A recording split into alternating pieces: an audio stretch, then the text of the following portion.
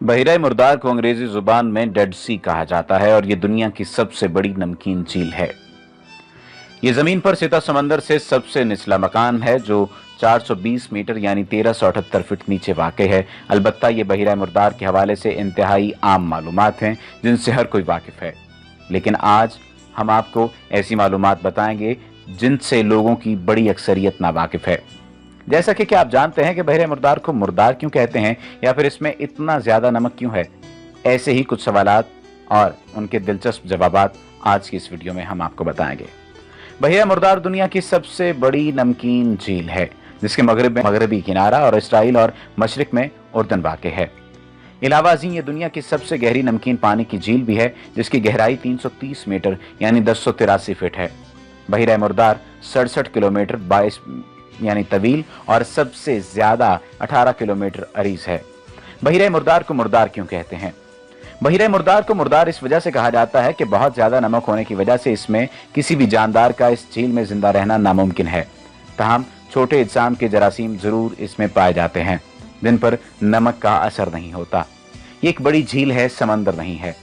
बहिरा मुर्दार को यूं तो समंदर कहा जाता है, लेकिन तकनीकी एतबार से एक खारे पानी की एक झील है जिसमें उर्दन के दरिया का पानी भी आकर गिरता है और रेड सी के करीब होने की वजह से भी इसको समंदर कह दिया जाता है।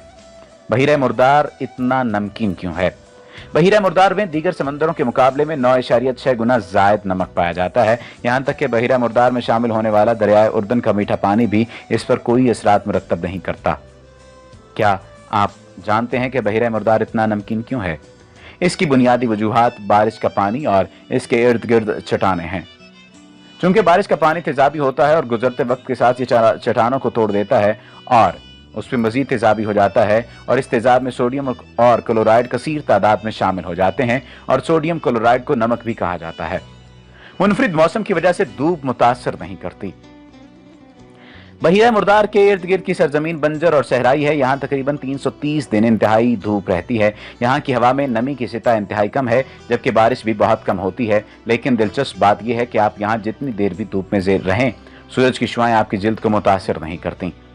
नमक की मोटी तह डूबने नहीं देती।